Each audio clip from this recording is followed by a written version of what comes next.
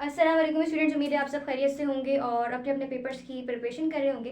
सो भाई ये हमारे पास वही एक छोटा सा प्लेटफॉर्म है, ठीक है। आज से पहले हम जो है वो इससे पहले वाले लेक्चर में मिले थे और मेरा नाम महानूर राहिल है और हम लोग जो है वो इस छोटे से प्लेटफॉर्म के ऊपर डिफरेंट सब्जेक्ट से मुतालिक चीज़ों को पढ़ रहे होंगे, डिस्कस कर रहे होंगे। तो अभी जो हमारे पास सिस्टम चल रहा है वो ये है कि अभी हम लोगों ने जो है वो क्लास 9 के फिजिक्स के चैप्टर नंबर 1 को स्टार्ट किया हुआ है, जिसका नाम हमारे पास क्या है, physical quantities and measurement. Clear है ना। इससे पहले वाले लेक्चर के अंदर हम लोगों ने ये बात पढ़ी थी कि हमारे पास जो है वो फिजिक्स क्या होती है या फिर हमारे पास फिजिक्स की ब्रांचेस क्या होती हैं। उम्मीद है आप लोगों ने वो लेक्चर ज़रूर देखा होगा। अब हम लोगों ने जो चीज़ों को पढ़ना है वो हमारे पास है रिमेनिंग फिजिक्स की ब्रांचेस, ठीक है। इससे पहले वाले लेक्चर्स के अंदर हम लोगों ने I think so atomic physics के ऊपर या ऑप्टिक्स के ऊपर जो है वो अपने लेक्चर को ख़त्म किया था। तो आज हम लोगों ने ऑप्टिक्स से आगे की जो ब्रांचेस हैं उनको स्टडी करना है, फिर हम लोग जाएंगे मेजरिंग इंस्ट्रूमेंट की तरफ, ठीक है। तो स्टार्ट करते हैं। तो अभी हम लोगों ने क्या पढ़ना है वो मैं पहले निकाल लूँ, देन हम लोग स्टार्ट करते हैं। अभी हम लोगों को पढ़ना है साउंड के बारे में, ठीक है। साउंड जो कि एक ब्रांच है हमारे पास फिजिक्स की, उसको हम जो है वो स्टार्ट करते हैं पढ़ना, ठीक है। चलो भाई, अब हम लोग स्टार्ट करने जा रहे हैं साउंड को। अब हमारे पास हमें पढ़ना है साउंड से रिलेटेड। पहले मैं देख लूँ आप लोगों को नज़र आ रहा है या नहीं। यस, आप लोगों को नज़र आ रहा है, ठीक है। यस, अब हम लोगों ने पढ़ना है साउंड। साउंड हमारे पास जो है वो ब्रांच है आपकी फिजिक्स की। अब साउंड आपकी बुक के अंदर क्या लिखा हुआ है, sound is the study of production properties and application of sound wave. यानी कि अगर आपको ये बात पता करनी है कि साउंड वेव्स की, यानी साउंड की जो वेव्स होती हैं उनकी प्रोडक्शन किस तरीके से हो रही होती है, ठीक है, या फिर आपने जो है उसकी एप्लीकेशन के बारे में पढ़ना है, ठीक है, तो आपको कहाँ आना पड़ेगा, आपको आना पड़ेगा साउंड के ऊपर। अब हम इसके पॉइंट्स लिख लेते हैं कि साउंड के अंदर, या साउंड जो है वो एक ब्रांच है फिजिक्स के अंदर, हम क्या चीज़ को पढ़ रहे होंगे। उसके अंदर हम लोग पढ़ रहे होंगे आपके पास पॉइंट नंबर 1, हम पढ़ रहे होंगे एप्लीकेशन को। किसकी एप्लीकेशन को भाई, साउंड वेव की एप्लीकेशन को पढ़ रहे होंगे। हम पढ़ रहे होंगे किसको, हम पढ़ रहे होंगे प्रोडक्शन को। ये याद रखते हुए चलो कि किसकी प्रोडक्शन हो रही है, किसकी प्रॉपर्टी है, किसकी एप्लीकेशन है। हम बात कर रहे हैं साउंड वेव की, ठीक है। तो इन तीनों चीज़ों को हम पढ़ेंगे साउंड के अंदर। समझ में आई बात। अब हमारे पास आता है न्यूक्लियर फिजिक्स। यार न्यूक्लियर फिजिक्स से मुराद क्या आपको समझ में आती है। मैंने आपसे पहले भी कहा था और अभी मैं ये कह रही हूँ कि नाम सुनकर अंदाज़ा लगाने की कोशिश किया करो कि उसके पीछे का बैकग्राउंड क्या होगा। न्यूक्लियर फिजिक्स सुन के क्या दिमाग में आता है, फ़ौरन से दिमाग में क्लिक करना चाहिए न्यूक्लियर बॉम्ब, ठीक है। जो कि हम क्यों यूज़ करते हैं, ताकि जो है वो मुल्क के एक वेपन के तौर पर जो है वो न्यूक्लियर बॉम्ब यूज़ किया जाता था। तो फ़ौरन से हमारे दिमाग में क्या चीज़ खटखटाएगी, वो होगी न्यूक्लियर बॉम्ब, ठीक है। तो न्यूक्लियर फिजिक्स के अंदर हम लोगों ने क्या पढ़ना है, न्यूक्लियर फिजिक्स के अंदर आपके पास लिखा हुआ है डील विद द कॉन्स्टिट्यूंट, अच्छा एक minute, deal with the constituent structure behaviour and interaction of atomic nuclear. यानी एटम के अंदर जो न्यूक्लियस होता है ना, उसकी स्टडी करना है। तो कहाँ पर आना पड़ेगा बेटा, न्यूक्लियर फिजिक्स के अंदर आना पड़ेगा। अब हम बात करते हैं पार्टिकल फिजिक्स की। अब पार्टिकल फिजिक्स में हम कैसे चीज़ों को पढ़ते हैं। ये आप लोगों को एक मार्कर दिख रहा है, ये मार्कर जो है वो मल्टीपल पार्टिकल से मिलकर बना होगा। कोई भी दुनिया में ऐसी ऑब्जेक्ट नहीं है जो कि सिंगल पार्टिकल के ऊपर खड़ा हो। इवन आपके पास अगर एक चौक होती है, उस चौक को जब हम तोड़ते हैं या हम उसको देखते हैं, उसके स्ट्रक्चर को देखते हैं, तो हमको ये बात पता चलती है कि वो मल्टीपल पार्टिकल से मिलकर बना हुआ है। सही है। अगर आपको मल्टीपल पार्टिकल्स की स्टडी करनी है, आपने ये देखना है कि दो पार्टिकल्स आपस में किस तरीके से इंटरेक्ट करते हैं, या फिर अगर कोई भी ऑब्जेक्ट है, अब वो मल्टीपल पार्टिकल से तो बना हुआ है, बट उसका बिहेवियर क्या है, उसका स्ट्रक्चर क्या है, इस चीज़ को पढ़ना है। तो कहाँ आना पड़ेगा, पार्टिकल फिजिक्स के अंदर आना पड़ेगा। अब जरा बुक की डेफिनेशन भी हम देख लेते हैं, बुक में हमसे क्या कहा गया है। So particle physics, particle physics, particle physics, yes, particle physics study the elementary constitute of matter and radiation and the interaction between them. वही बात जो मैंने आपको बता दी है पहले कि हम पार्टिकल फिजिक्स में क्या चीज़ पढ़ रहे होंगे। हम पार्टिकल फिजिक्स में ये चीज़ पढ़ रहे होंगे, लेट्स से आपके पास जो है वो एक मार्कर है। ये हमारे पास देखो भाई, इस तरीके के हमारे पास मार्कर होते हैं, ठीक है। अब ये मार्कर जो है वो मल्टीपल पार्टिकल से मिलके बना हुआ होगा, ठीक है भाई। ये तो मैं सिर्फ बना रही हूँ, लेकिन ये बहुत सारे पार्टिकल से मिलके जो है वो बना हुआ होगा। अगर मुझे ये स्टडी करनी है कि एक पार्टिकल दूसरे पार्टिकल से किस तरीके से इंटरेक्ट हुआ है, या इन तमाम पार्टिकल्स का बिहेवियर क्या है, या किसी भी ऑब्जेक्ट जो कि पार्टिकल से मिलकर बना हुआ है उसका जो है वो स्ट्रक्चर क्या है, इसको पढ़ना है तो कहाँ आना पड़ेगा भाई, पार्टिकल फिजिक्स के अंदर आना पड़ेगा। ठीक है, उम्मीद है आपको जो है वो ये कॉन्सेप्ट क्लियर होगा कि पार्टिकल फिजिक्स के अंदर हम क्या चीज़ पढ़ रहे होंगे। पार्टिकल फिजिक्स के अंदर हम ये पढ़ रहे होंगे कि हमारे पास पार्टिकल्स किस तरीके से बिहेव कर रहे हैं। ठीक है, अगर हम बात करें एस्ट्रोफिजिक्स की, तो एस्ट्रोफिजिक्स के अंदर हम क्या पढ़ रहे होंगे यार। देखो, एस्ट्रोफिजिक्स का नाम सुन के आपके जहन में क्या आता है? एस्ट्रोफिजिक्स का नाम सुन के आपके जहन में आना चाहिए स्पेस से रिलेटेड चीज़ें। ठीक है, अल्लाह ताला ने इंसान को अशरफुल मखलूकात बनाया है। अब ये बात बोलने की मुराद ये है कि अल्लाह ताला ने इंसान को इतना इल्म दिया है कि जो चीज़ें वो देख नहीं सकता वो उसके बारे में भी रिसर्च कर रहा है। समझ में आ रही बात? स्पेस से मुताल्लिक चीज़ों की रिसर्च होना शुरू हो गई है, जो काफ़ी टाइम पहले हो चुकी है, जिसकी स्टडी हम करते हैं एस्ट्रोफिजिक्स के अंदर। ठीक है, यानी स्पेस से रिलेटेड जितनी चीज़ों को पढ़ना है वो कहाँ पढ़ा जाएगा, एस्ट्रोफिजिक्स के अंदर पढ़ा जाएगा। यानी कि जो चीज़ें हम नहीं देख सकते, ठीक है, उसकी भी स्टडी जो है वो एस्ट्रोफिजिक्स के अंदर की जा रही होती है। The study of celestial object with the help of laws of physics is known as astrophysics. अब लॉज ऑफ फिजिक्स हमारे पास कौन कौन से हो सकते हैं भाई? लॉज ऑफ मोशन हो गए न्यूटन्स के,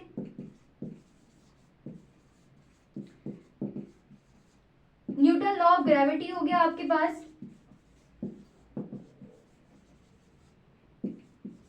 तो इनकी मदद से हम क्या कर सकते हैं, उन ऑब्जेक्ट की स्टडी कर सकते हैं जिनको हम देख भी नहीं सकते यार।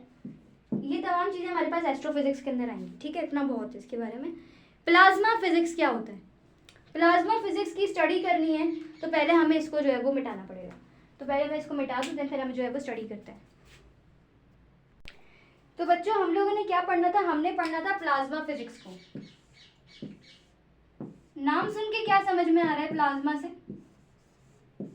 हम पढ़ने जा रहे हैं प्लाज्मा फिजिक्स।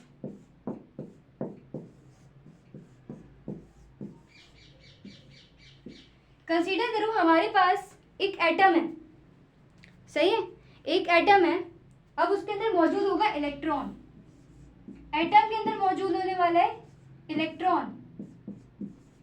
अब इलेक्ट्रॉन क्या करता है? एटम को छोड़ के भाग जाता है। इलेक्ट्रॉन भाई साहब निकल गए एटम से बाहर। अब जब एटम से इलेक्ट्रॉन बाहर निकला ना, तो क्या होगा? एक वैकेंसी पैदा होगी जिसे हम होल कहते हैं। क्या पैदा होगी? एक वैकेंसी पैदा होगी, एक एम्प्टी जगह पैदा होगी जिसे हम होल कहते हैं।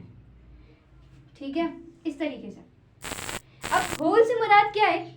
होल से मुराद हमारे पास एक ऐसी जगह है जहां पर पहले कभी इलेक्ट्रॉन रहा होगा या फिर इलेक्ट्रॉन यहाँ पर आ सकता है, मौजूद नहीं है। या तो पहले इलेक्ट्रॉन था यहाँ पर या फिर हमारे पास इलेक्ट्रॉन यहाँ पर आ सकता है। ठीक है, तो ये क्या है? हमारे पास एक होल क्रिएट हो गया। इस चक्कर में एटम आयोनाइज हो गया। अब ये क्या करेगा? एटम क्या करेगा? ये क्या हो गया भाई? आयोनाइज हो गया, क्योंकि यहाँ से क्या हो गई? यहाँ से इलेक्ट्रॉन जो है वो यहाँ से इसको छोड़ के चला गया। अब ये क्या करेगा? ये दूसरे इलेक्ट्रॉन को इसके पास पैदा हो जाएगी फोर्स ऑफ अट्रैक्शन। जब फोर्स ऑफ अट्रैक्शन यहाँ पर पैदा हो जाएगी, क्या पैदा हो जाएगी? Force of attraction. क्यों? क्योंकि इलेक्ट्रॉन चला गया भाई यहाँ से, इसलिए। तो जैसे ही फोर्स ऑफ अट्रैक्शन पैदा होगी, ये क्या करेगा? दूसरे इलेक्ट्रॉन को अपनी तरफ खींचना शुरू कर देगा। तो ये जो चीज़ें होती हैं ये हम पढ़ते हैं प्लाज्मा फिजिक्स के अंदर। ठीक है, अब ज़रा आपकी बुक को भी हम एक नज़र देख लेते हैं। The study of ionized state of matter and the properties is known as plasma physics. सही है, तो भाई ये हमारे पास फिजिक्स भी हो गई, फिजिक्स की ब्रांचेस भी हो गई हैं। क्लियर हो गया मामला? फिजिक्स में हमने क्या पढ़ा था? फिजिक्स हमारे पास साइंस की एक बहुत पुरानी ब्रांच है जिसे हम मदर फील्ड भी कहते हैं। सेकंड चीज़ हमने ये पढ़ी थी कि एनर्जी मास में, मास एनर्जी में किस तरीके से कन्वर्ट हो रहा है। फिजिक्स के अंदर हम माइक्रो मैक्रो दोनों लेवल के ऊपर स्टडी करते थे। फिजिक्स के अंदर हम लॉस ऑफ मोशन को स्टडी करते थे। ठीक है, रेस्ट मोशन को स्टडी करना है तो कहाँ आना पड़ेगा? फिजिक्स में आना पड़ेगा। यही चीज़ें हमने पढ़ी थी फिजिक्स के अंदर। फिर इसके अंदर हमने मल्टीपल ब्रांचेस को स्टडी किया, सही, जिसके अंदर आपके पास क्या क्या आ गया? प्लाज्मा आ गया। अच्छा, एक ब्रांचेस रह गई आपके पास, वो है हमारे पास geo physics. What is the meaning of geo? If I ask you कि जियो का मतलब क्या होता है? जियो से क्या समझ में आता है? अर्थ। ये हमारी प्यारी सी अर्थ, ये क्या है? इसे हम क्या कहते हैं? इसे हम कहते हैं अर्थ। अर्थ के इंटरनल, अर्थ के अंदरूनी बहुत सारी चीज़ें मौजूद होती हैं, उनकी स्टडी करनी है ना, तो कहाँ आना पड़ेगा भाई, जियोफिजिक्स के अंदर आना पड़ेगा। इंटरनल चीज़ों के बारे में पढ़ना है अर्थ के मुताबिक, तो आपके पास है जियोफिजिक्स। तो यहाँ पर आके हमारे पास तमाम ब्रांचेस जो कि फिजिक्स की हैं वो कंप्लीट होती हैं। अब हमने पढ़ना है क्या, अब हमने पढ़ना है मेजरिंग इंस्ट्रूमेंट के बारे में। एक बात बताओ, मुझे अगर कोई इंसान चलता हुआ नज़र आ रहा है, लेट्स से कि मैं जो है वो कुछ काम कर रही हूँ, मैंने देखा कि कोई चीज़ है, ये कोई चीज़ है भाई, सही है, ये कोई चीज़ है, इसे हम कहते हैं ए, ये अगर चल रहा है, ठीक है, मुझे कैसे पता चलेगा ये इंसान है, जानवर है, कौन है?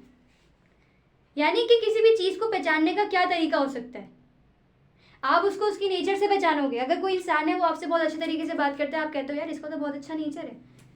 अगर कोई इंसान है वो आपसे बहुत बुरे तरीके से बात करता है, उसने आपके मुंह पर 2-3 चमाटे लगा दिए, तो आप बोलोगे यार ये तो इतना बुरा इंसान है, इसने तो मुझे मारा ही वो। तो आपने क्या करा, आपने उस इंसान को उसके नेचर से पता लगाया, है ना। इसी तरीके से देखो, ये इंसान है, मुझे तो नहीं पता ये इंसान है, मैं कैसे पता लगाऊंगी कि इंसान है? इसके 2 हाथ होंगे, इसके क्या होंगे, 2 हैंड्स होंगे ना, 4 तो नहीं होंगे, 2 हैंड्स होंगे इसके, इसके 2 जो है वो क्या होंगे, पाँव होंगे इनके, है ना। इसके अलावा क्या हो सकती है पहचान, इसके जो है वो 2 आंखें होंगी। अब 2 आंखें तो वो थोड़ा सा कॉमन हो जाएगा सब में, बस हम ये कहेंगे कि इसके 2 हाथ है, 2 पाँव, ये पहचान लिया हमने।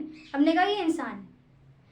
अगर मुझे पहचानना है कि एनर्जी के अलावा अगर हम बात करें, एनर्जी की या बात करें, मुझे पहचानना है कि ये हीट एनर्जी है, तो मुझे कैसे पता चलेगा ये हीट एनर्जी है? हीट एनर्जी बनती क्यों है?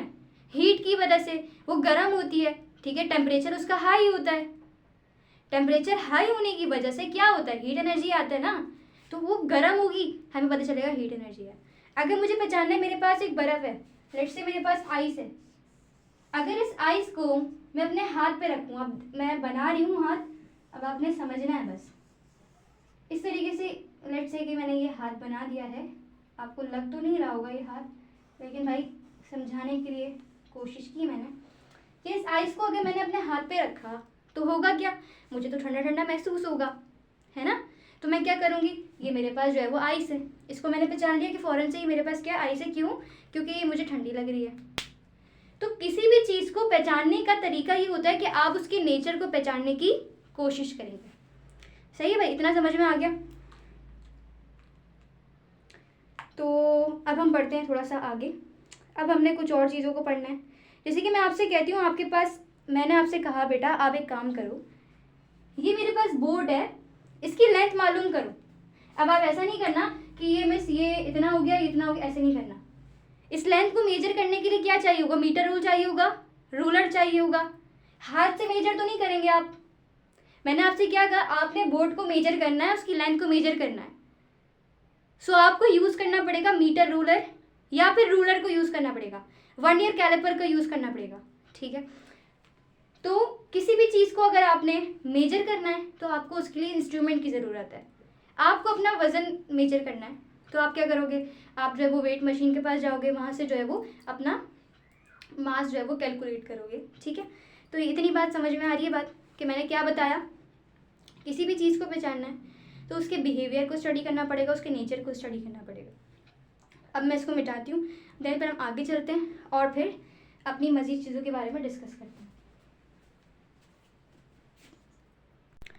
तो भाई अब हम लोगों ने पढ़ना है क्वांटिटीज़ के बारे में।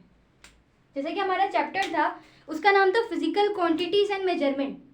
तो हमको ये पता होना चाहिए कि फिजिकल क्वांटिटीज़ हमारे पास क्या है, ठीक है। एक मिनट में देख लो आप लोगों को नज़र आ रहा है या मैंने वीडियो खोली है, नहीं, यस मैंने वीडियो ओपन कर दी है, ठीक है। चलो मेरे बच्चों, अब हमने क्या पढ़ना है, फिजिकल क्वांटिटीज़ पढ़ना है, सही है भाई, टाइट होके बैठ जाओ। हमने क्या पढ़ना है, फिजिकल क्वांटिटीज़ को पढ़ना है।